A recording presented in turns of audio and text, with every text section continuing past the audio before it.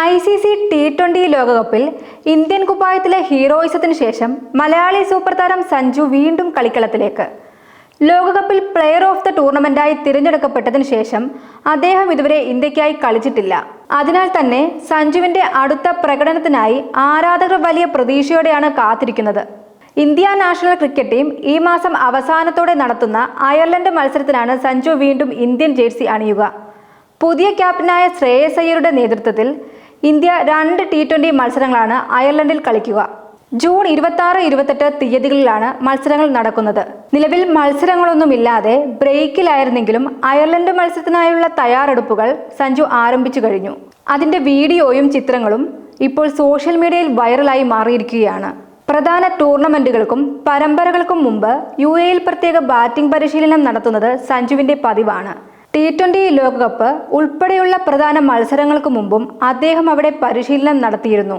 ഇപ്പോഴിതാ Ireland England മത്സരങ്ങൾക്ക് മുന്നോടിയായി വീണ്ടും UAEയിൽ ബാറ്റിംഗ് പരിശീലനം ആരംഭിച്ചിരിക്കുകയാണ്.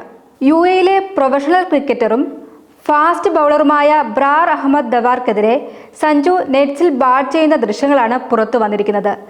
വീഡിയോ പങ്കുവച്ച ദവാർ, സഞ്ജു സാംസൺ വീണ്ടും എന്നെ ക്ഷണിച്ചു എന്ന കുറിപ്പും ചേർത്തിട്ടുണ്ട്. നെറ്റ്സിൽ സഞ്ജു ബാറ്റ് ചെയ്യുന്ന ചിത്രങ്ങളും ഇതിനോടകം വൈറലായി കഴിഞ്ഞു.